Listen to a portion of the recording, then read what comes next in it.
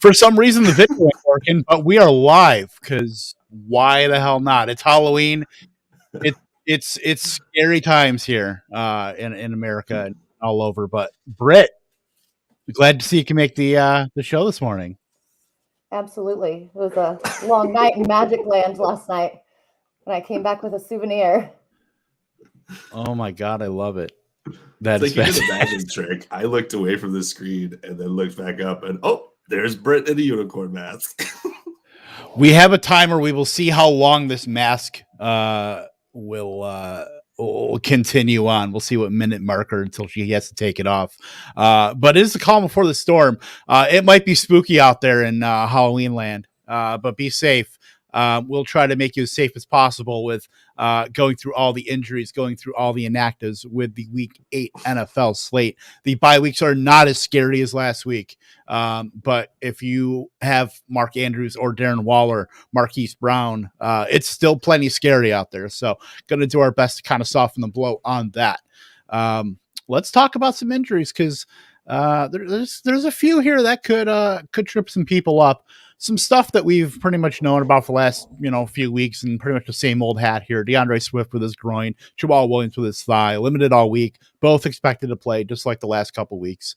Devontae Parker's been hurt last couple weeks. Going to be more of a game time decision there for Devontae Parker with his shoulder and hamstring for Miami passing at the highest clip of the NFL over these past 7 weeks. So somebody certainly to keep your eye on there. T.Y. Hilton with his quad, he did come back, but hurt his quad. Had a full practice on Friday, but it's still questionable. I would say he is still good to go as far as playing. Axel over under. Gary put it at 7 minutes. I'm gonna go with 5.5. Good thing I can't see the clock right now. That's perfect. It's at 30 seconds right now. Yeah. Oof. It's only been 30 seconds. Yeah. Somehow it's only been 20 seconds now. Yeah, right. So some other injuries. Austin Eckler was a midweek addition to the injury report with a hip injury.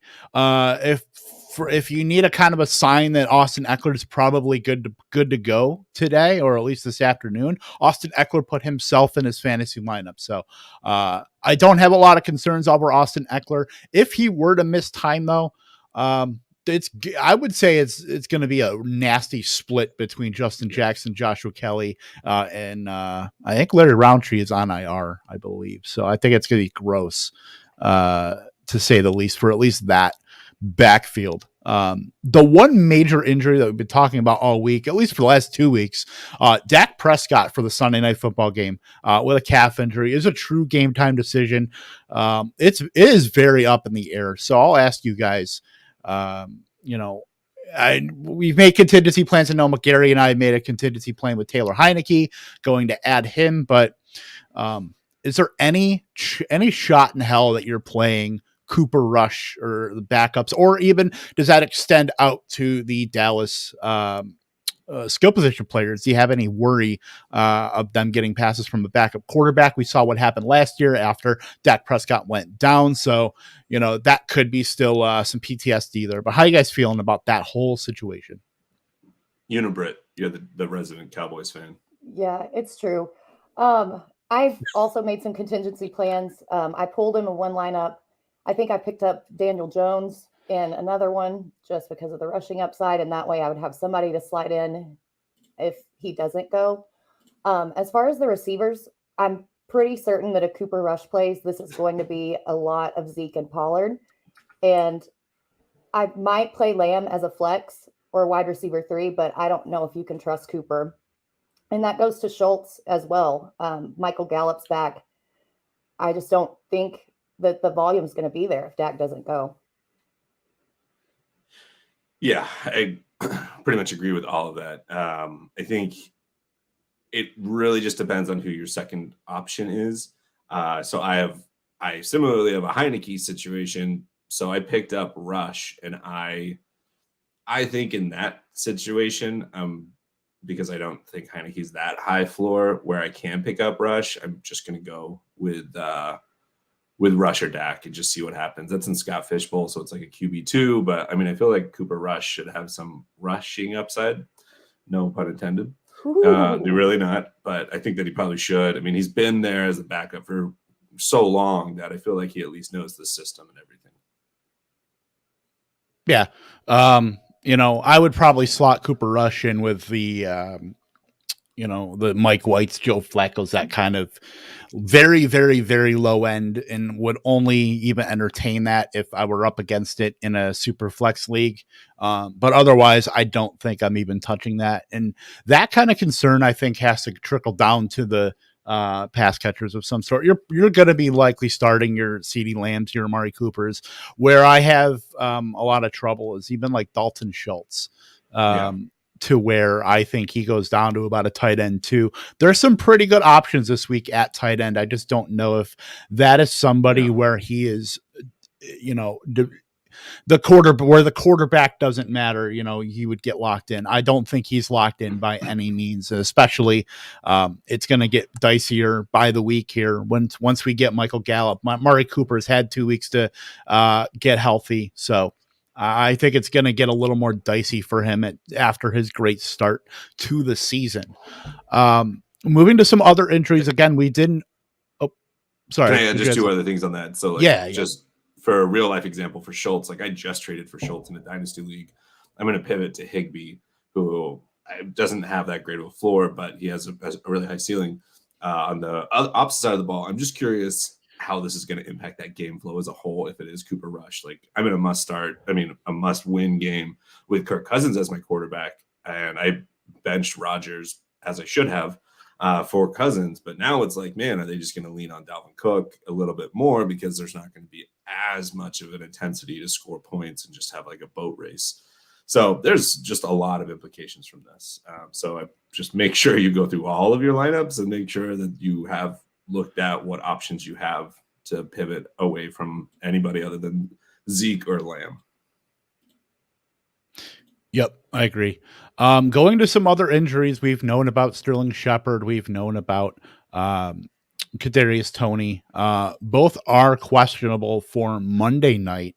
I think it's pretty safe to say that with them putting Kenny Golladay is out, Saquon Barkley is out. I think those two, they were both limited on Friday and yesterday. I think they both play. They're trending that way. So if you have either of those two, I think you can lock them in and feel pretty good about them playing on Monday. I know that's always a tough proposition to put guys for Monday in your lineup and not really have a contingency plan. And Dante Pettis would be a contingency plan as far as if you have either. That's a guy that's likely available in a lot of leagues, to slot into your roster. And Byron Pringle. And Byron. Like we would have fully expected this is going to be a game where they're going to bounce back. And Pringle has actually been getting targets above Robinson. I mean, Hardman, I don't know. I actually would rather just randomly throw in Pringle than Hardman even.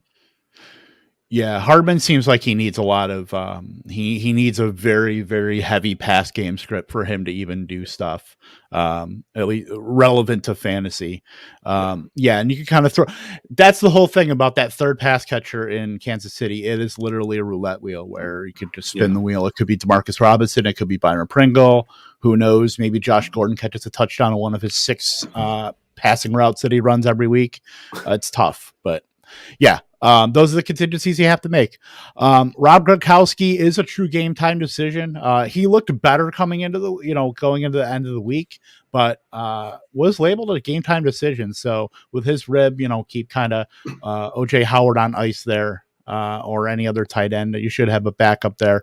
If you've had Rob Gronkowski, you should be having that guy. You've been starting last couple weeks anyway. Other than that, some guys that are out. New York Jets wide receiver Corey Davis. He's doubtful with a hip, not likely to go. Zach Wilson out with a knee injury, of course. Pittsburgh tight end Eric Ebron with a hamstring. Julio Jones, the hamstring diaries continue for him. It's not fun for old Julio Jones. Fire up your AJ Browns. 8 for 165 and 2 touchdowns. Just saying. Other than that, Antonio Brown with his ankle, Curtis Samuel, groin, De'Ami Brown with a knee. Other than that, not too much other than we talked about Barkley and Galladay. So anything else you guys want to add before we get into some questions here? Fire up your Freiermuth today. Yes. Yeah, I would go as far to say I will play Pat Freiermuth over Dalton Schultz today. And the timer is now at 10:21. So we both lost. We should never have doubted you. Oh, it was so hot. I think that last bit of talking was just too much breath. It was really awesome because you would go like this sometimes, and like the lip of the unicorn would be like, it's a new jiggle. I love it. That is awesome. Yeah, I would go as far as I would play him over Dalton Schultz today. I like that move, especially with the Steelers condensed. Who they don't have Juju Smith-Schuster. It's going to be Claypool and Deontay. Najee Harris is going to get some work in the passing game, but they're going to need somebody else in there too. I'm not super sold on James Washington just being that guy. He's very sporadic. At least Freiermuth has been involved in the offense. Granted, him and Ebron have been pretty much a split as far as passing work. They both pretty much run 50% of the routes, on a given week, fluctuating up a few percentage points. But Freiermuth has a decent chance to get up to like 65, 70% in routes today. For a tight end, that's not bad, especially for a high-end tight end too. So I think with that kind of work with Pittsburgh against Cleveland in a game they really need, Cleveland is favored, and it's a low over under, one of the lowest, but I still think the Freiermuth can at least do some damage at tight end. Yep. Yeah. So other than that, we got a couple questions here. So let's get into them. Mr. Kevin Chubb, Michael Carter, David Johnson, Antonio Gibson, pick 2.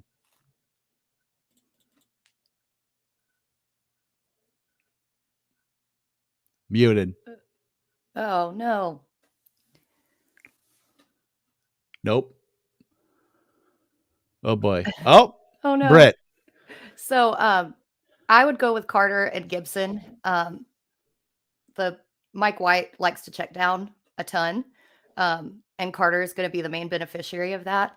And Gibson, he's a starter. Denver's given up a ton of rush yards and fantasy points to the running back position. And I just don't think David Johnson is going to benefit that much from Ingram leaving at this moment. Yeah, I would say Gibson. Look, Denver's given up a lot on the ground recently from Dearness Johnson, Najee Harris. They played, I want to say Oakland. Oh my God. Las Vegas. Yeah, Gary's going to be right back. Yeah, so they played a bunch of running backs that have gashed them in the run game. So I'm going to go with Gibson. I think he's going to be playing with a shin injury all season long. This isn't just something that's going to go away. He's going to be playing with it. But for them to take him off the injury report, I think is a decent sign for Gibson. I just don't know if they're resigned to the fact that there's no use of putting him on there, I guess. Maybe he really does feel a lot better. I would still go with Gibson. I'm not in on any Texans running back. I don't care who you throw out there. They're going to be a cheap source of PPR points, but Michael Carter, yeah, I like him, and I like Ty Johnson as well today too. Both of those guys led the team in receiving last week with Mike White. Now, if Joe Flacco ends up coming in, Joe Flacco is very, very friendly to pass catching running backs. So I really like Michael Carter, and as a deeper play, Ty Johnson too. Let's Lawrence or Darnold today. I think you have to go Lawrence here, right? Because Darnold got benched last week. Rule says that he's still all in on Darnold, whatever that coach speak is. And Lawrence has a pretty favorable matchup against Seattle. Seattle's defense is pretty porous, and he's looked pretty decent over the past 3 or 4 weeks. So, yeah, I like Lawrence today. Yeah, Seattle is not great defending the pass. Sam Darnold is clearly in some kind of funk. The offense as a whole is in some kind of funk. So, I think while DJ Moore is pretty much the guy that's almost QB proof in this offense, you got to go with Trevor Lawrence. I think he's just got, he's playing in Seattle. That's always a tough place to play, but I think there's going to be enough volume there for Lawrence to be able to do something versus Darnold. You're going to probably get a couple turnovers from either, whether it be a fumble or interception, but I think at the end of the day, Lawrence is going to have the volume to be able to put up a much better fantasy day than Sam Darnold. Gary will be back. He was back and then he was not. So, Gary, we're T's and P's to your internet connection and to your audio. Pick one: Gibson or Booker. Full PPR. I think we've got to go Gibson here. I hate to say better offense because neither one of these offenses are great, but Gibson's just shown that he's the better back overall. Yeah, they're not great, Bob. Gibson. For all the reasons we stated otherwise. Gary, you're killing me. So I will go Gibson here. I'm gonna leave this one to you while I grab a code for Mr. Gary. Trevon Diggs or Micah Parsons for IDP. Ooh, see, that's tough because I have both of them in my IDP spots. But if you're gonna go with volume, Diggs has come up with an interception in every single game this season. I think he has more upside, and Kirk Cousins is going to have to throw. I like Diggs. I'm gonna side with you here. Corners aren't necessarily the most lucrative option for an IDP unless they're just absolute ball hawks like this. Trevon Diggs. Usually if I'm going to roster a corner, it's going to be like the second corner from the superstar who is going to be getting thrown at all the time. I mean, look at Jair Alexander. You would pick up a guy like Eric Stokes, who teams are going to be throwing on him, or even Rasul Douglas. He had that interception. I would go with Diggs, but I do have Parsons in my lone IDP league, so he's been at least solid and kind of holding the fort down. Mr. Darrell here, need 2 wide receivers and a flex out of this group. PPR: Keenan Allen, Mike Williams, Calvin Ridley, Sanders, Shepard, Harris. Ooh. I think Williams is locked in. Yeah. So I would say and a flex. Okay. I go the top 3. Looking at the Chargers game, that's going to be, it's one of the higher over-under games of the week with New England. So Keenan Allen has been great to start the season. He hasn't been what we thought Keenan Allen was going to be, but it's Keenan Allen. He's not Allen Robinson. He's not Robbie Anderson. So he's still been fine. I think he's due. He's incredibly due. And so is Ridley. I have to go with Allen Williams, especially if Eckler is teasing us and if he is out, or even in the instance that he plays, but he's limited. Mm-hmm. That backfield rotation is going to be terrible, and they're going to have to throw to their receivers. So Keenan Allen, Mike Williams, and Ridley. Yeah, absolutely. And Sanders is tough to sit right now. I get that, but I just don't know. I feel like we've seen the best of Sanders, but I hope he proves us wrong. Just that Bills offense is just fantastic. And everybody's keying on Diggs, who hasn't had a great start to his season.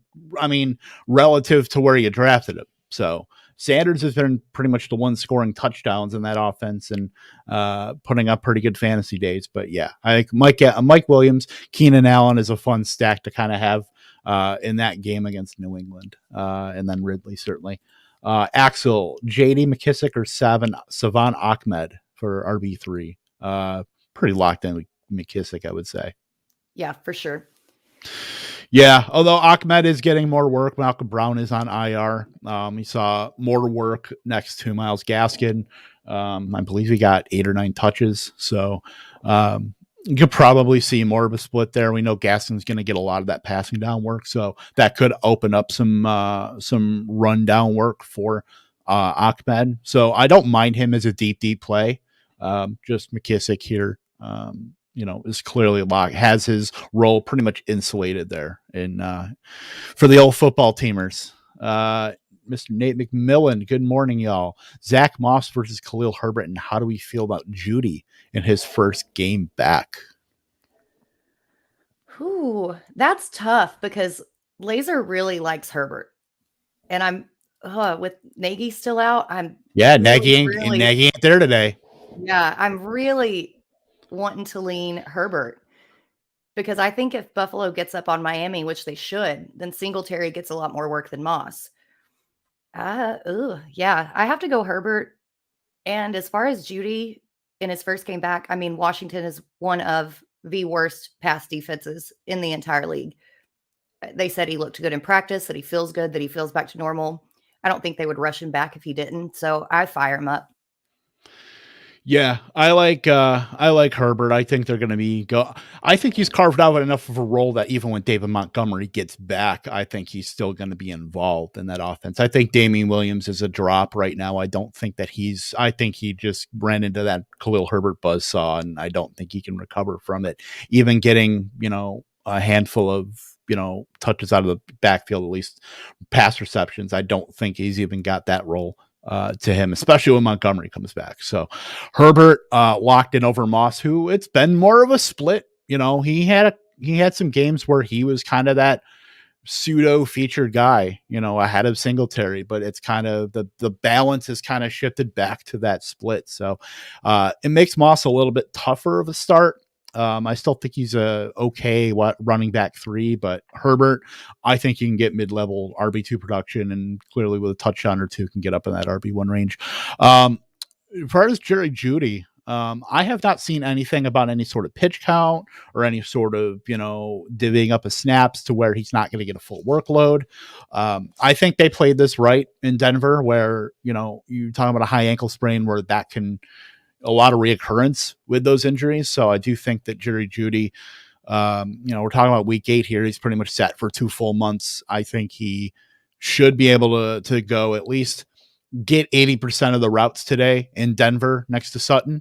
I think he's going to be inside, outside. I think that's going to be a good spot for him. I think Jerry Judy's probably going to be a high-end wide receiver 3 with some upside today. All right, let's get, I don't know, Gary, hopefully can get back in here. PPR, CJ Uzomah or Dalton Schultz.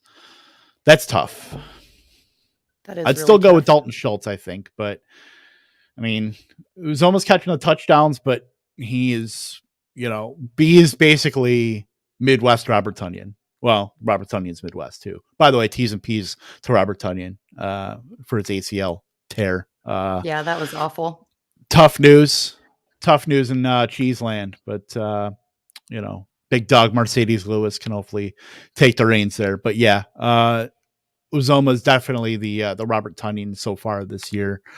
Even more so than Dawson Knox. I would say Dawson Knox has a lot more skill and more involved in that respect. So I think I would still go with Schultz here, but both are fringy kind of tight end 2 plays. Yeah, I think just with the game script, with Cincinnati projected to beat New York so bad that they're going to lean on the run game and even Pirine in this matchup more. Whereas in the Dallas game, I think it's going to be a lot more competitive. And even if Cooper Rush starts over Dak, they're still going to have to throw. And Cooper Rush doesn't exactly throw long bombs. So those targets that he does throw are going to go to Schultz and Jarwin. So yeah, I'm leaning Schultz. Yep. PPR Beasley or Damian Harris in the flex. I do like Damian Harris as a mid-level RB2 today against the Chargers. I would still, even though Harris is not a threat out of the backfield and Beasley's been up and down too, I would still go with Harris. Yeah, I'm Harris all the way too. I think LA's last in the league in rush defense. So yay! Hey, what's up, stranger? I love Damian Harris this week. All about it. Yeah. And I will say for Beasley, I think Beasley has some light at the end of the tunnel with Dawson Knox being out with his broken hand. Dawson Knox was pretty much the de facto wide receiver 3 in that offense while, he's been going. So him being out kind of opens that door for Cole Beasley to kind of reclaim that role a little bit. Even may give some slight relevance to Gabriel Davis, but not really a big fan of that. I think that's more going to be Beasley taking a lot of that share and at least being more relevant than he's been in the last month or so. Are you saying Beasley over Damian? No, I'm Harry. Okay. I'm Harris over Beasley. Okay. I'm just making the case for Beasley too, because I do think Beasley, his perception the last month or so hasn't been that great, but just revisiting the whole Dawson Knox thing, where I think he gets a bump up now and should get a lot more work. I would feel much better about starting him while Knox is out than yeah. I see it. I just feel like he's the fourth option because Josh Allen to himself is above Beasley in my opinion. I get it. Gainwell or Gibson? Still on that Gibson train. It's right there, man. Like that's the line for me. Because I just think like who's guaranteed touches and those go to Gibson. I think who's going to have better touches. I think it's going to be Gainwell and he's going to have more targets. I am still going to give these 51-49 to Gibson in this situation because we don't know what Gainwell is going to be. And I think that Boston Scott is going to be more involved than people expect. Yeah, that's exactly what I was going to say. We don't know how much Boston Scott or what his role is going to be. I'm leaning towards he has substantial red zone work and he's going to be like the James Conner to Chase Edmonds situation, Spot on. Exactly. Yeah, I'm not too enthused by. I mean, I have Gainwell, and I'm going to start him in some places. I just hope that they use the running game at all. Like these running backs, that's what we're hoping for. Is that maybe they can get an uptick in usage? But if they weren't using Miles Sanders when he was healthy, I mean, how much confidence can you really have in a running back in Philadelphia? But and not only that, Jordan Howard is going to be activated too, so that's just another thing to muddy up the whole work. So. Yeah, tough scene out there in Philadelphia. Gonna be ringing that Liberty Bell for Kenny Gainwell if he gets like 2 touches today. Hey, yeah.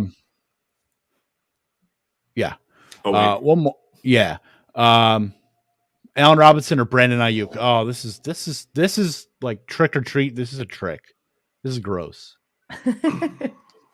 This is getting black licorice or an apple in your candy bag. This is pencils. So Kevin Chubb, mute us for a second because he's a diehard Niners fan. I'm going to Allen Robinson. We saw the Niners get torched. Whether it was I think it was Mosley that had some bad penalties, and I think he ended up getting taken out, or if it was injured and then their replacement came in. And or Kevin, if you are listening, do you remember what happened to the Niners corner?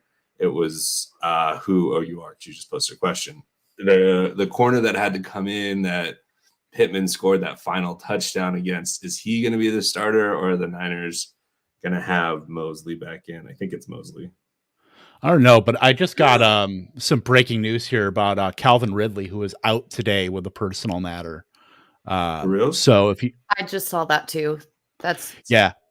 If you have Calvin Ridley, get that fool out of your lineup. I'm not sure what's going on. Hopefully everything is all good. I know he missed the London game too in week 5 with a personal matter. So hopefully everything's worked out with that, but he is out. Get him out of your lineup. A good pivot. If Russell Gage is still out there, I think he's worth a pickup today. That would be the only guy I would pick up. Obviously you're not going out and picking up Kyle Pitts, but It also just came out that Jamal Williams is out too. Yeah, that's the other one. Yeah, so Devontae Booker's in. Okay, maybe it is Halloween. Maybe it is getting a little more scary out here. Oh no! Lots of Sunday morning frights going on here. So yes, yeah, I got some Calvin Ridley to get out of my lineup. So back to the previous question here, Daryl. If you're still with us here, I would go Emmanuel Sanders here over Ridley. I think we're pretty much locked in on Allen and Williams. Gary, you in with that between Sanders, Shepard, and Harris? I was Williams, Ridley, and Harris. So I'm going to go with Keenan. I'm going to go with, Chargers and Harris. Okay. Shep is legit though. Shep starting is very hard to not start in this game.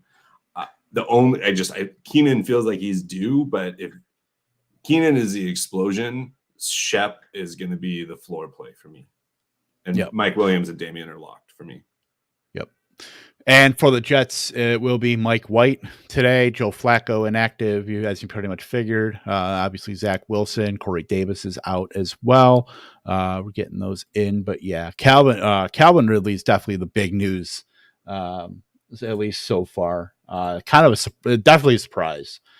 Other than that, let's get to where was I here? Let me take a look here. I had one pulled up. Okay, so I had him. All right, here we go. Go ahead, Gary.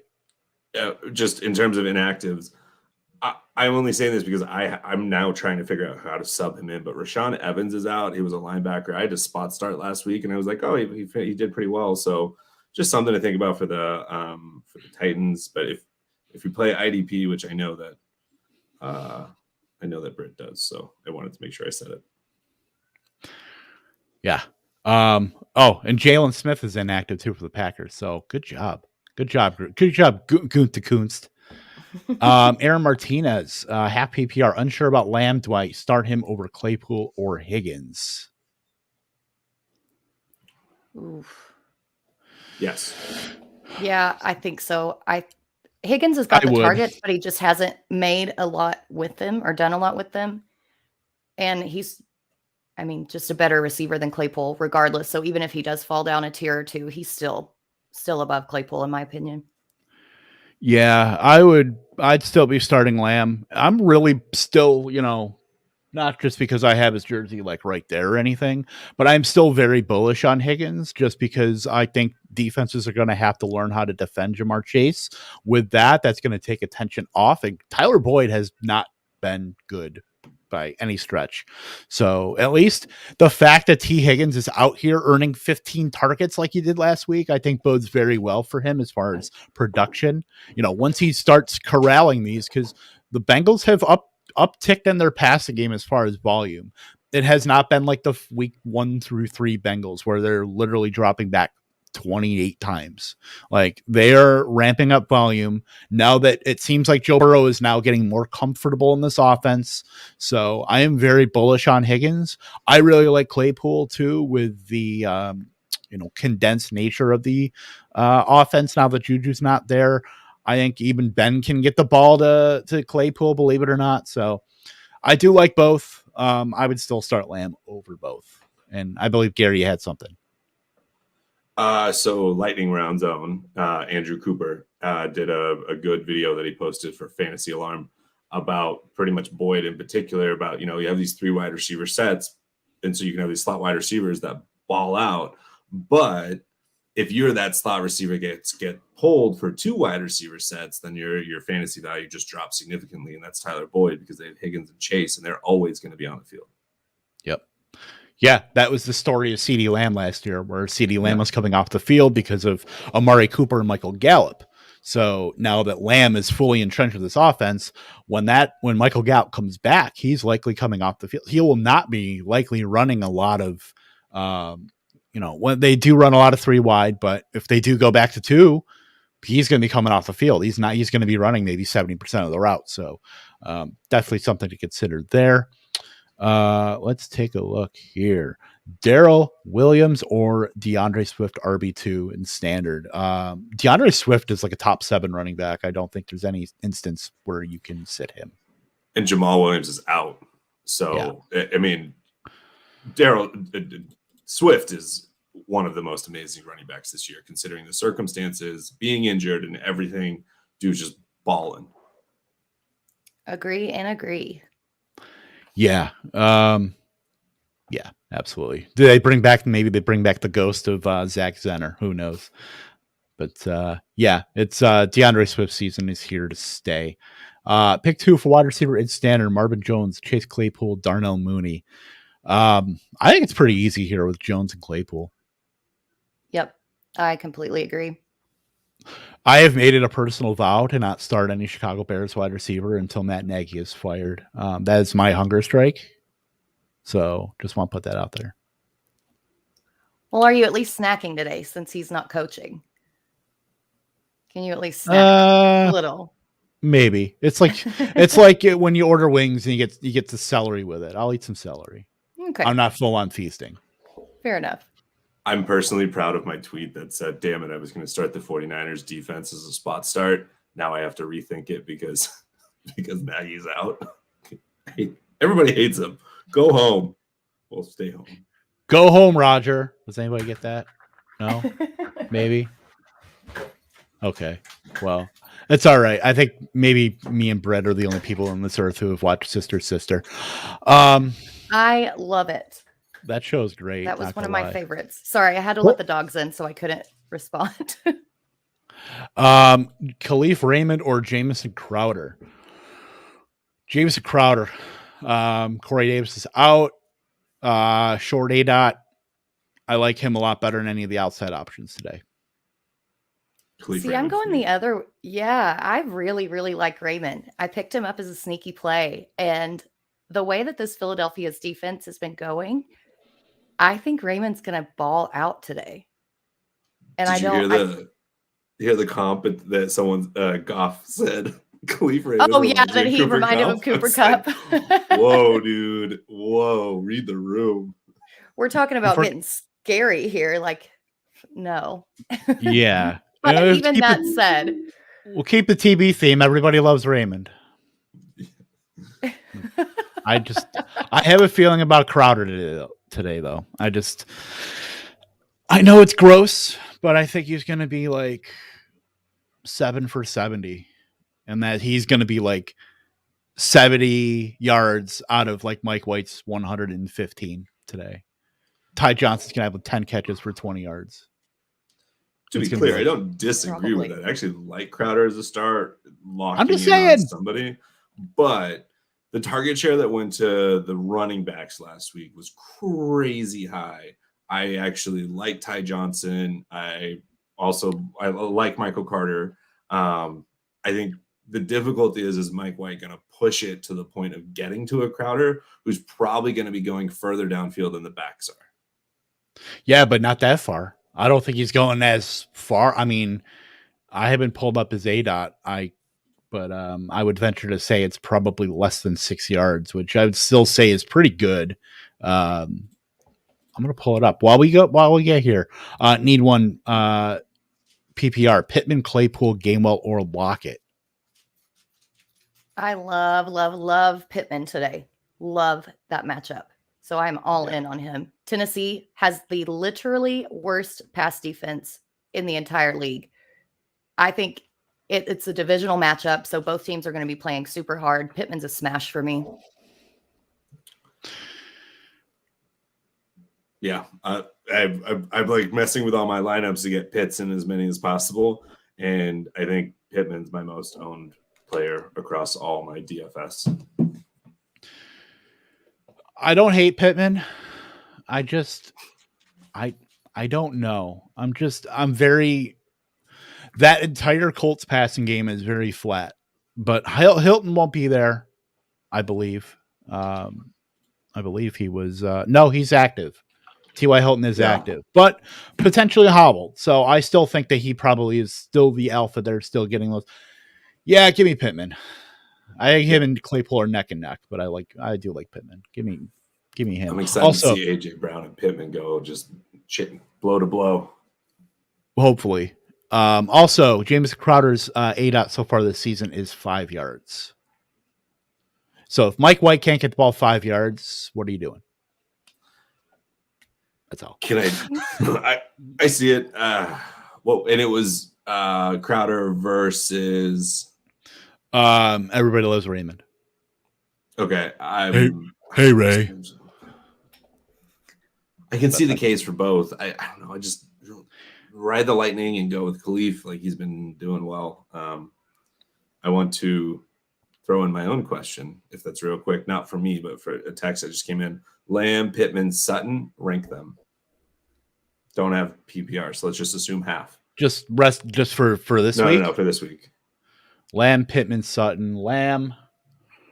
Probably Lamb, Pittman, Sutton. You still have Lamb above Pittman and Sutton, even though it could be Cooper. Rush. Yes. Wow. I'm still fine with I know you Lamb. disagree, so he's getting bumped down, but I still think he's a wide receiver 2 at the very least. That's the thing.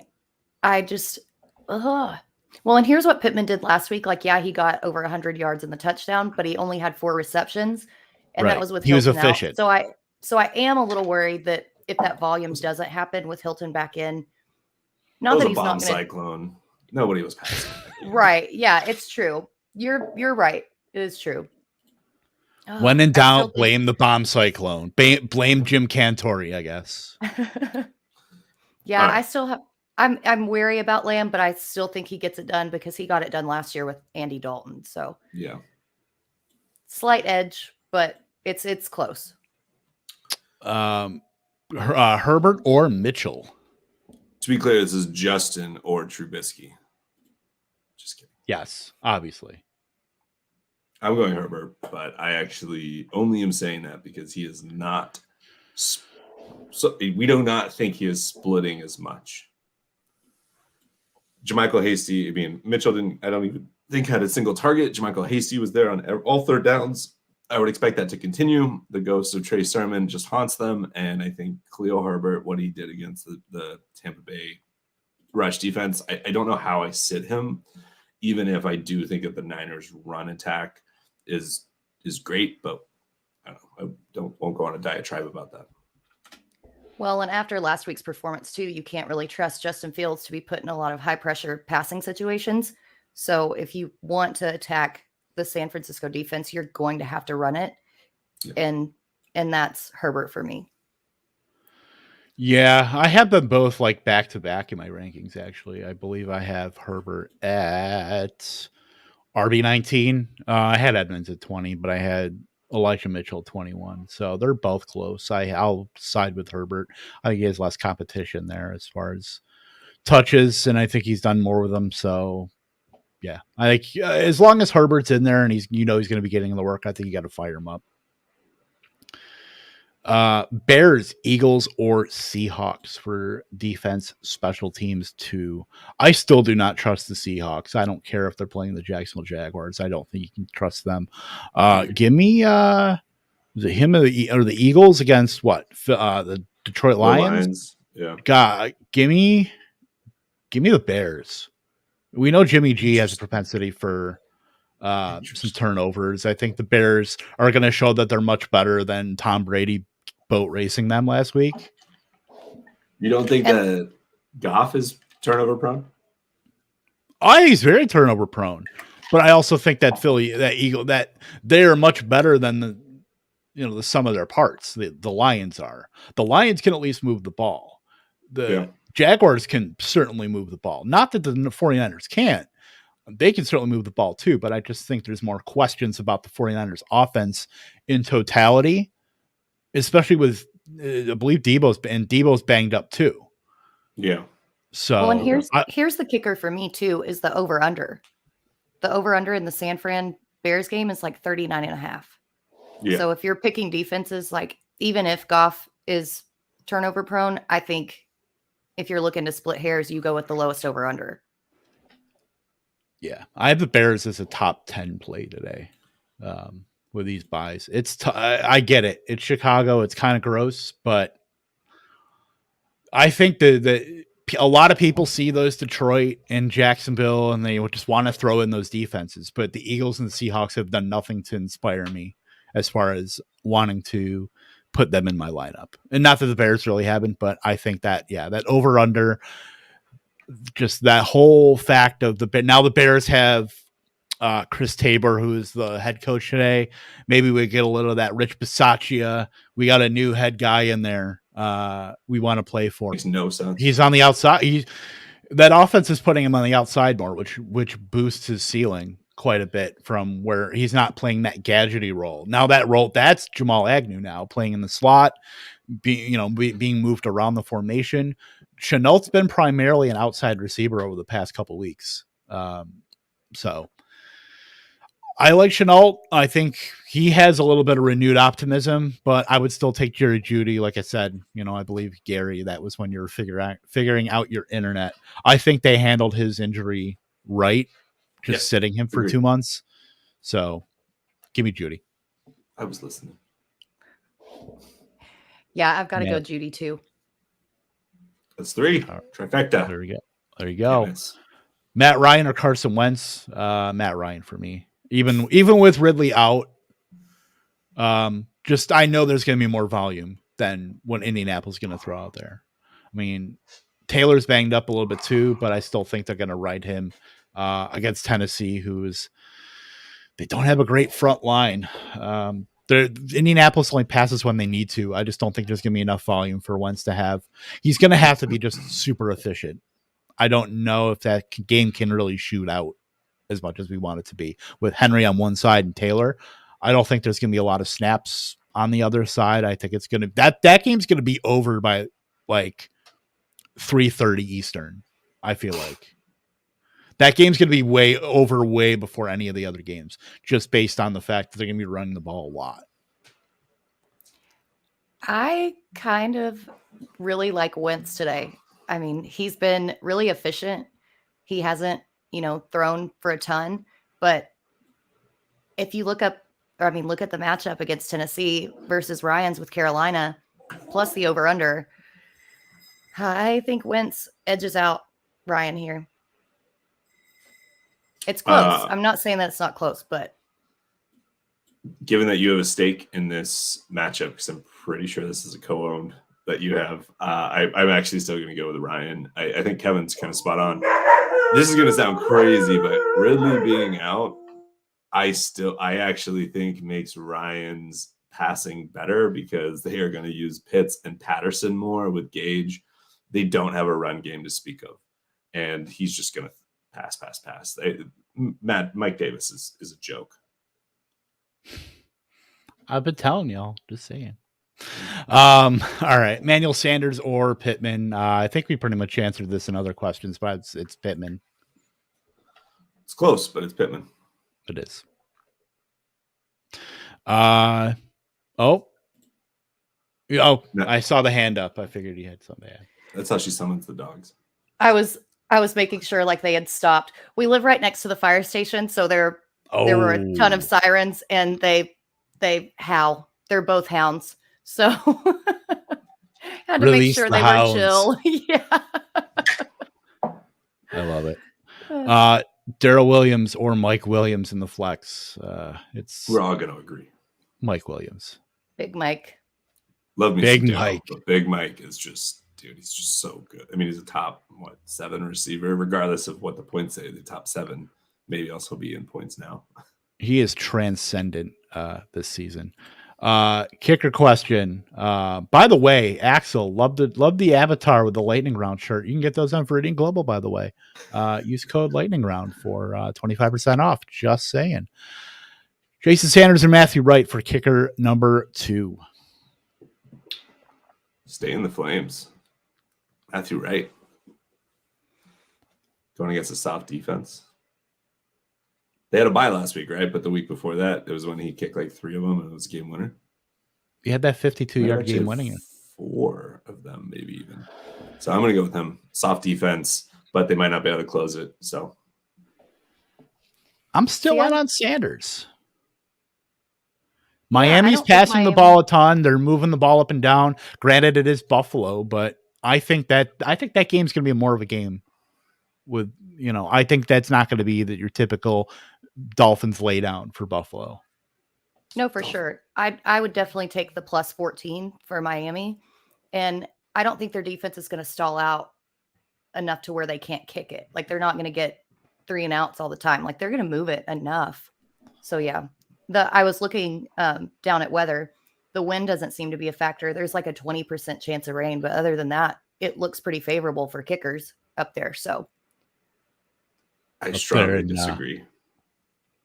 So they played the Colts. They got their ass kicked. They played the Buccaneers. They got literally annihilated. Oh, they played the Jags, and then it was a game, and they threw a ton. And they played the Falcons, and it was a game, and they threw a ton. And now they're about to play the Bills and get their ass kicked. Next week, though, against the Texans, start Jason Sanders, start Tua.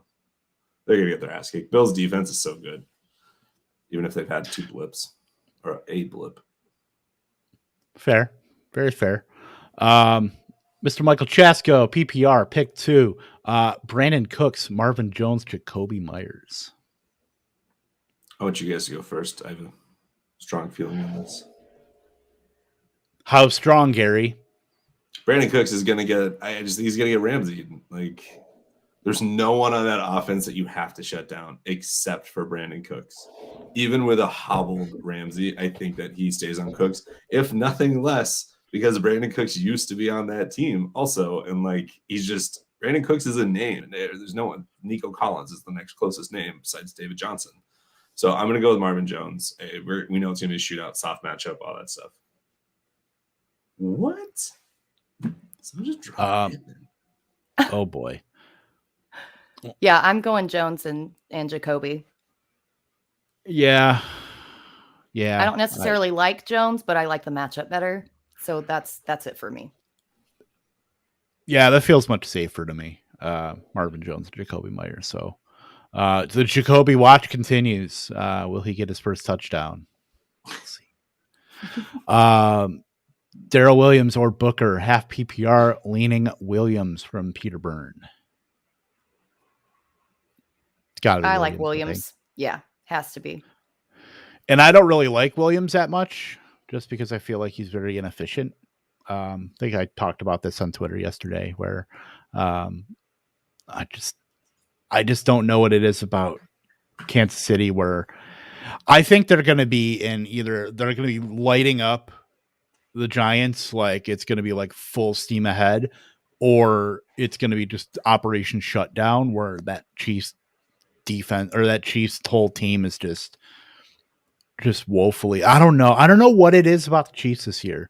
There's people clapping back on social media, Tyrann Mathieu and all these other guys.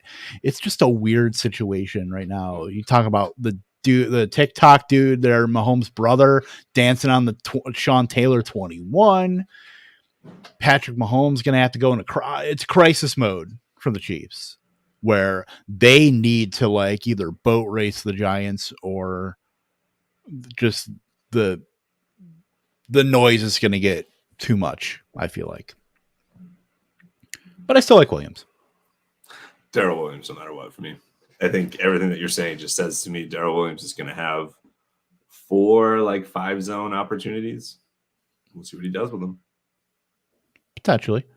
I just saw this. The Ducks not agree with your opinions. N'Keal Harry, Braxton Berrios, or Chris Conley for wide receiver 5 in PPR. Give me the con, man. Do any of them have targets in the last 2 weeks? They do. Yeah. Conley's fine. Berrios had like 12 routes and didn't earn a target. N'Keal Harry gets like 1 catch a week. At least Conley's moderately worked into the offense. Granted, it is the Texans, which is basically like might as well be Bowling Green for all we know. Or Bishop Sycamore. Yeah, really. How I feel about Ramsey is going to be on Cooks. So to me, like Nico Collins is like a sneaky DFS kind of $3,200. Get some yardage and targets. So Chris Conley fits that boat too. I dig it. Let's see here. Robert Woods or T. Higgins? I like Higgins. Higgins is going to get his. He's got the targets. Like he's going to do something with these targets. It's like I'm battling with children here. It's my kids. It's like Daenerys with her dragon. Definitely seems like you were talking about her and I, but we'll let that slide. Not you guys. No. My kids back here who did not happen. Not a Tompkins tumble, by the way, except for maybe Brandon Ayuk. Which, by the way, I ruined. I'm sorry, people. Yeah, I would probably go with Higgins there, but I think Woods is probably due for a good game too. I'll pivot to Higgins also. Here's one: Kadarius Toney or Russell Gage? Kadarius Toney. I think you still have to go with Toney, even with Ridley out. Like Pitts is going to have a monster of a game. Russell Gage's stat line last week is so ridiculously scoreboard watching. It's not a real thing. You know, it was a broken play and he had a 47-yard touchdown. And without that, he was... It's like 4 for 13 or something. Or yeah, it was something stupid like that. Dumb. So Yeah. All right. Well, how about this? Kadarius Toney or Cuba Hubbard? Kadarius, actually, for me. Ugh, that one's tough. Yeah, I think you have to go Toney because, well, according to the spread, the Giants are going to have to pass to keep up. There's no Saquon. So, yeah, Toney, even though Chuba's pretty tempting against Atlanta. His one touchdown on the season, that's my biggest concern.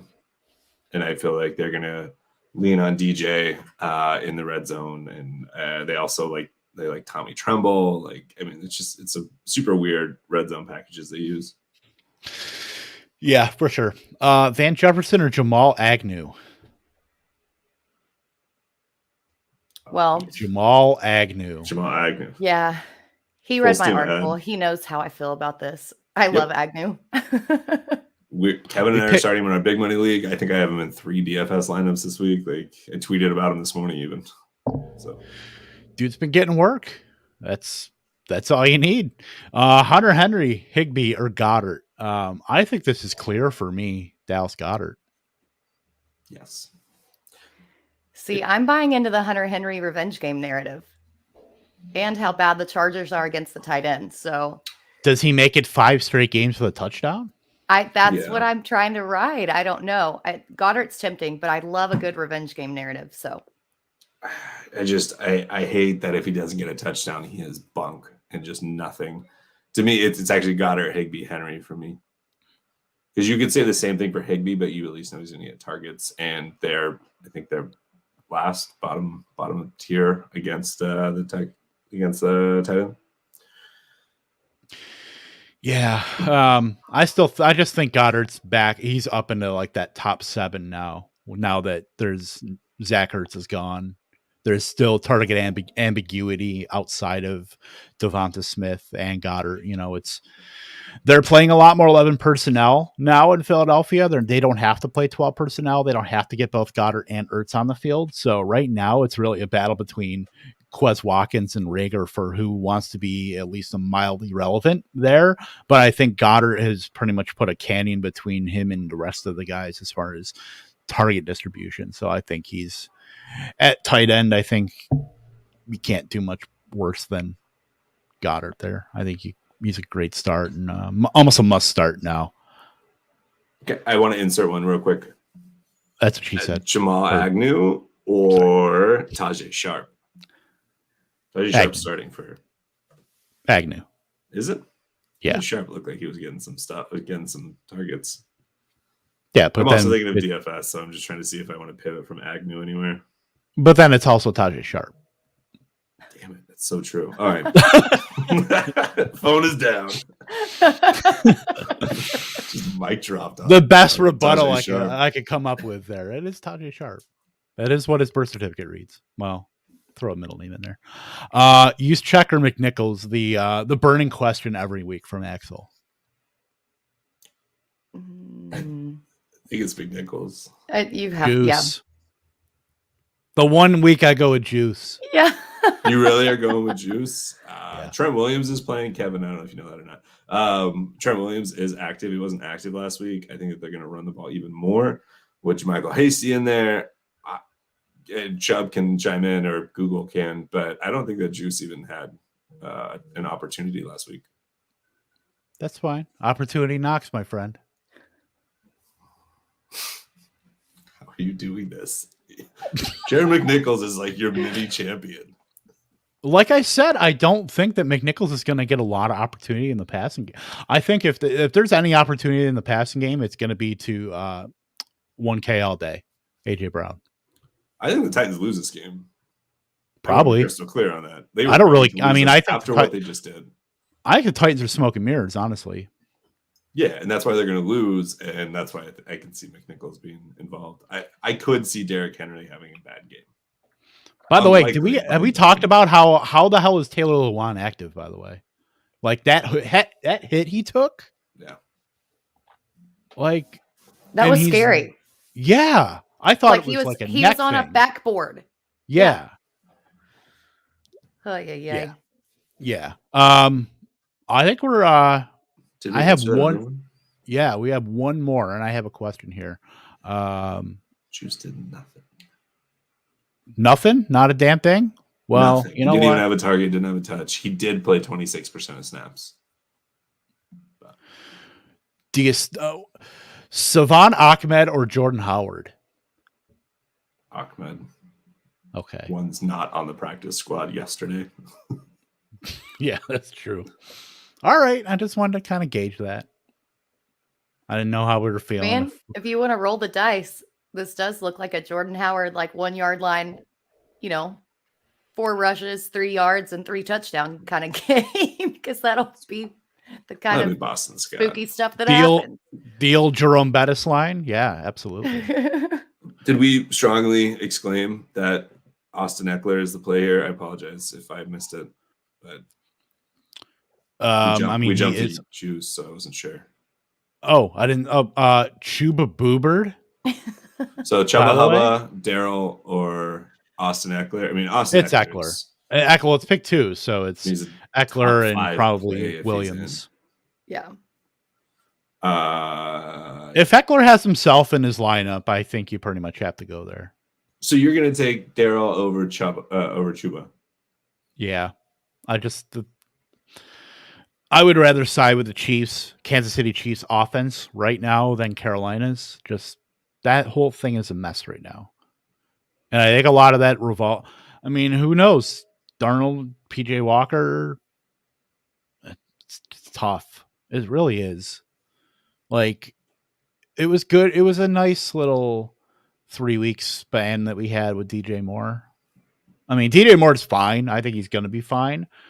But outside of that, no. I just think in standard, Darrell Williams has a lot of his value in target share. And I think in a standard that Chuba edges him out. I think what Kevin and I both, what we had said earlier and what he just said is kind of Darrell's probably going to have more red zone looks that he can, or goal line looks. Chuba's probably not. But I disagree with kind of the entire premise of what Kevin said. I think that Darnold is going to be a bounce back. I think this is their get right game. DJ Moore is going to go off. My thing is, what happens with Terrace Marshall out? I think that Robbie Anderson is actually a spot start where people are going to be pissed that he's on their bench because, of course, or that they dropped him finally. He's getting a lot of DFS touts going, by the way. Robbie Anderson is this is like Robbie Anderson's last stand. Yes, and if it wasn't for the matchup, whatever. But the only other options are Tremble or Smith. What is it? Smith. Shy Smith. He was like their gadgety kind of wide receiver, running back kind of thing. Like I was thinking, it's like Zylstruck. Think like Demetric Felton, but on Carolina. Okay. So I'm still going to go with Darryl, but I think that Terrace Marshall being out and against this matchup, even if it doesn't directly correlate to Chuba, it still helps him. I'm still going with Darryl, but I get it. Yeah, after all that, I hate. I definitely. Gary needed to just shout into the void. I have a Darnold DJ Moore stack that I'm very excited to see what happens because Darnold is cheap, and I think that this is a game where all of a sudden stuff happens. I'm mostly just excited for Cordero Patterson in this game. DJ Moore, I still believe in you. I just want you to know that. Yep, we do. All right. So, I think that about wraps it up. But if you have more questions, send them on over to us. This may say Dave, but my name is actually Kevin. I don't want you to throw you off. I'm being a rational consumer for Halloween this year. I have an Ibotta account, and I like to shop for bargains on Amazon. At K Tompkins at Haddow 27 at Britt _Flinn. Send your questions on over to us in this hour that we are not live streaming. They will be on twitter.com. Anything else before we hop off here?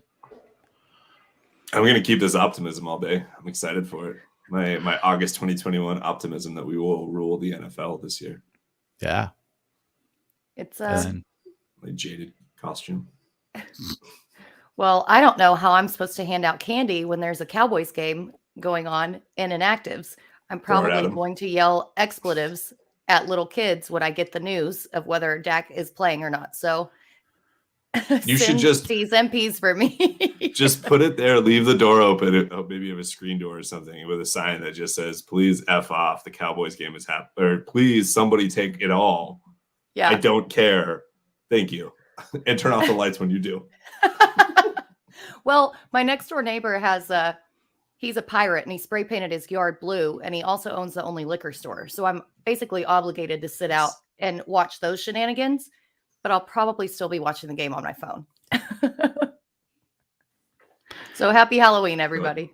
Happy Halloween, everybody. Happy Halloween. Hope it doesn't get scary out there for you kids. And my Packers already played, so I'm actually carving pumpkins while I watch. I'm going to be housing some wings with Aaron. That's what we're doing. So housing? Yes. In a Straight house. to the dome.